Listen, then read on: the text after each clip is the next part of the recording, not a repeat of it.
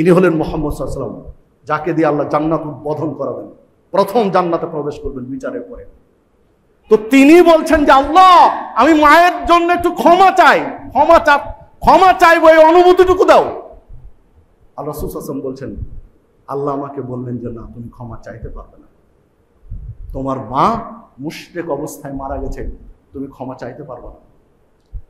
তখন আমি বললাম যে তাহলে অন্তত তার কবরের পাশে যাওয়ার সুযোগ দাও, মা তার কবরের পাশে যেন যেতে পারি। আল্লাহ বললেন ঠিক আছে, তুমি কবর জিয়ারত করতে পারো, যেতে পারো কবরের কাছে। কবরের কাছে গেলে একটু মৃত্যুকে স্মরণ হয়, পরকালের প্রতি আগ্রহ বাড়ে, বিধায় তুমি কবরের পাড়ে যেতে পারো, অসুবিধা নেই, কিন্তু খবরদার ক্ষমা চাইতে পারবে না। আবু হুরায়রা রাদিয়াল্লাহু আনহু এই হাদিস বর্ণনা করলেন যে তিনি ডুকরে ডুকরে কাঁদলেন, কিন্তু মুখ দিয়ে কিছু বের করার সাহস পেলেন না।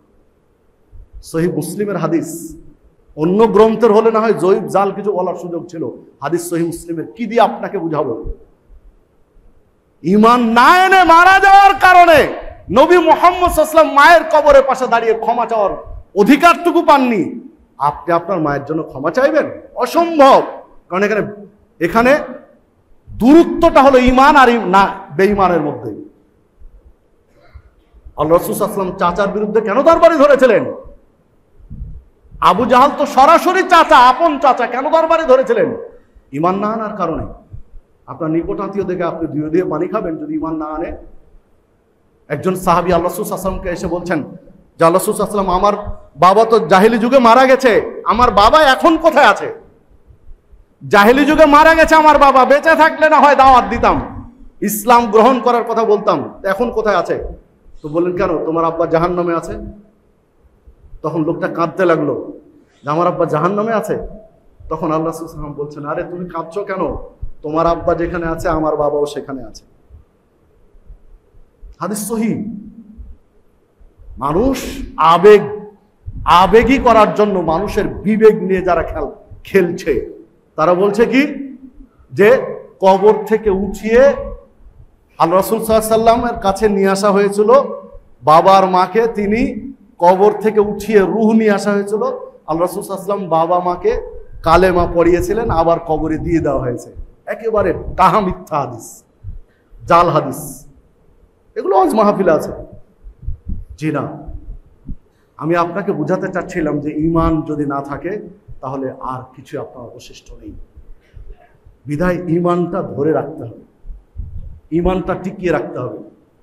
একজন সাহাবী আল্লাহ রাসূল সাল্লাল্লাহু আলাইহি ওয়াসাল্লামের কাছে এসে বলছেন যে আমি কি করে বুঝবো মাল ঈমান, যে আমার ঈমান আছে না নেই?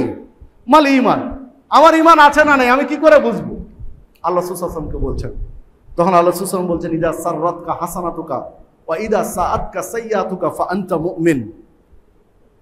যখন ভালো কাজ তোমাকে তৃপ্তি দিবে, সালাত, সিয়াম, হজ, যাকাত, তাসবিহ, তাহলিল, জিকির, আজকার, মানুষকে খাওয়ানো, মানুষের উপকার করা, জুলুম করছে তাকে ঠেকিয়ে দেওয়া, এই ভালো কাজগুলো যখন তোমাকে তৃপ্তি দিবে, আর খারাপ অন্যায় কাজ হয়ে গেলে তোমার অন্তরে কষ্ট পাবে, খারাপ লাগবে, অপরাধ হওয়ার সাথে সাথে তোমার খারাপ লাগবে যে ছি ছি ছি আমি এটা করলাম কেন।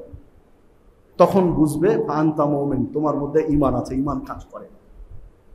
মানে ভালো কাজে তৃপ্তি পাবে আর খারাপ কাজে কষ্ট পাবে, এই প্রকৃতির মানসিকতা গড়লে তোমার ঈমান আছে, না হলে নেই।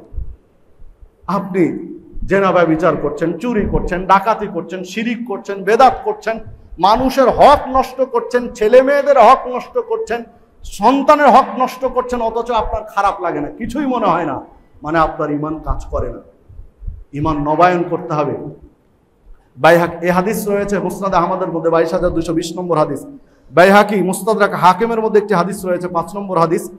রাসূলুল্লাহ সাল্লাল্লাহু আলাইহি ওয়াসাল্লাম বলেছেন যে মানুষের কাপড় যেমন জীর্ণ শীর্ণ হয়, মানুষের পরিধেয় বস্ত্র যেমন পুরনো হয়, ময়লা হয়, এটাকে পরিষ্কার করা লাগে ধুয়ে মুছে, ঠিক মানুষের ঈমানও জীর্ণ শীর্ণ হয়, ঈমানও ময়লা জমে যায়, মানুষের ঈমানও ভেঙে যায়, এটাকে পরিষ্কার করা লাগে, নবায়ন করা লাগে।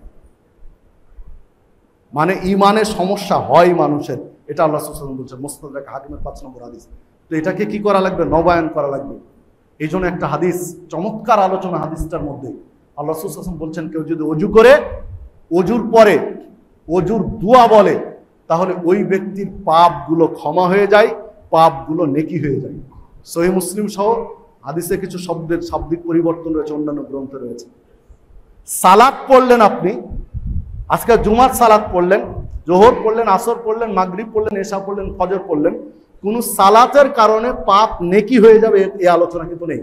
হ্যাঁ, সালাত পড়েছেন, আপনার পাপ ক্ষমা হয়ে যাবে, পাপ মুছে দেওয়া হবে, এই আলোচনা আছে, কিন্তু পাপগুলো নেকি হয়ে যাবে এটা নেই। কিন্তু অজুর পরে অজুর দোয়া করে, অজুর দোয়া করলে, সুন্দর করে অজু করে অজুর দোয়া পড়লে পাপ ক্ষমা হয়, পাপ নেকি হয়ে যায়। কারণটা হলো এখানেই, কারণ অজুর দোয়াটা কি? আশহাদু আল্লা ইলাহা ইল্লাল্লাহু ওয়াহদাহু লা শারীকা লাহু ওয়া আশহাদু আন্না মুহাম্মাদান আবদুহু ওয়া রাসূলুহু আল্লাহুম্মা জাআলনি মিনাত তাওয়াবিন ওয়া জাআলনি মিনাল মুতাত্তাহিরিন। এটা হলো অজুর দোয়া। মানে অজুর দোয়া যখনই বললেন তখনই আপনার ঈমানটা নবায়ন হলো, রেনু হলো। আমি বোঝাতে পারলাম কিনা জানি না, কারণ কালেমায়ে শাহাদাত পড়েই তো ঈমান আনতে হয়, কালেমায়ে শাহাদাত পড়েই তো ঈমান আনতে হয়। আর অজুর দোয়াটাই হলো কালেমায়ে শাহাদাত। মানে যতবার একজন ব্যক্তি অজু করে অজুর দোয়া বলে ততবার তার ঈমানটা রেনু হয়, নবায়ন হয়। এই জন্য অজুর দোয়ার এত ফজিলত। সম্মানিত উপস্থিতি, আসুন আমরা ঈমানটা ঠিক রাখার চেষ্টা করি, প্রকৃত ঈমানদার হওয়ার চেষ্টা করি, ঈমানটাও ধরে রাখার চেষ্টা করি। ঈমান এনেছি আলহামদুলিল্লাহ, ঈমান এনেছি তাই তো মসজিদে এসেছি, না হলে আসতাম না। যারা ঈমান নিজেকে মনে করি আমি মুমিন মুসলিম, তারাই কিন্তু মসজিদে এসেছি। এখন আপনার আমার দায়িত্ব যে ঈমানটা ধরে রাখা।